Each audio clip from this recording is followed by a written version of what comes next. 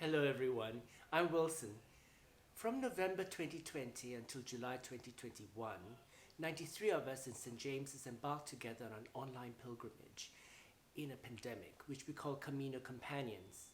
As part of this, we recorded short videos of some of us pilgrims speaking on particular topics. So here is Hazel speaking on the topic of rhythm of life.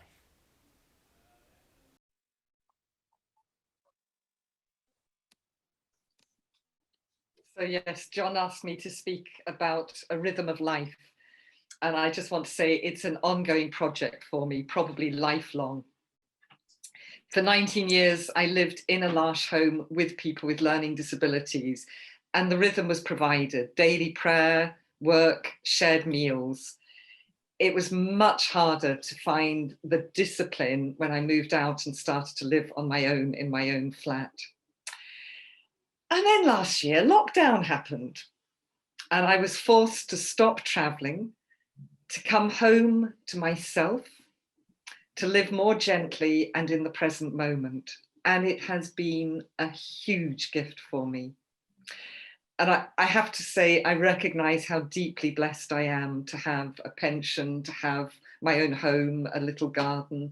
And there are so many people who've suffered in a huge variety of ways over this past year. But I feel deeply grateful and deeply blessed. It's really been a gift for me.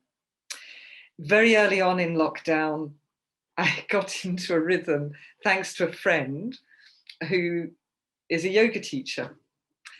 So she Skyped me every morning at 6:45 so I could have my personal yoga class.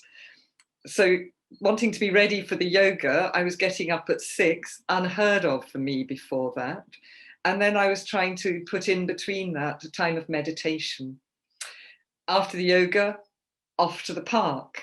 And I was spending every day about 2 hours in the park, just glorying in nature, in God's creation, reveling in the change of the seasons, noticing things I'd never noticed before, and really taking time to either walk or run or exercise and meeting people. And then the day became bookended by the time of June. It took me up till June to join with Compline. And I see some of my fellow Compliners are here tonight. And Compline has been, again, a huge gift. A, a Compline community, little family has grown up, which is really prayerful, caring, supportive, and lots of teasing and laughter, as well as sharing hard stories and painful times. So I've been grateful for that. And after Compline, so slowly I was learning this rhythm over the year. I thought, Compline, enter the great silence, as in monasteries. I don't quite do that, but I switch off my laptop, switch off my phone, and I'm ready for bed to rest, to read before sleep. And then again, the months passed, and I made two light bulb moments, decisions in my life. I'm not available till 11 each morning, and I'm not available on Fridays.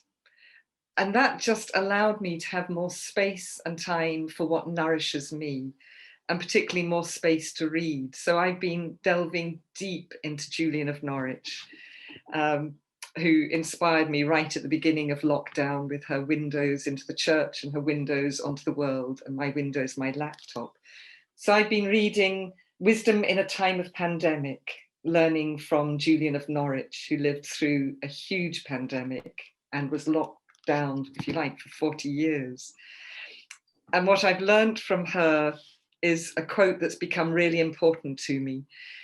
Just as God loves and delights in us, it is his will that we love and delight in him and fully trust in him, and all will be well. Love, delight, trust, and all will be well. It's been really important for me to have that as an inspiration for my life in the day to day, especially in this time when there is so much fear around COVID, to say, no, in the moment, I am well. And the invitation is to love, delight, and trust. Now, I have to make a confession here. All sounds great. And then everything fell apart in terms of my morning rhythm when my friend, my yoga teacher, could no longer teach because she had some accident. So I've not quite followed that rhythm, and I'm re-looking at what I'm doing.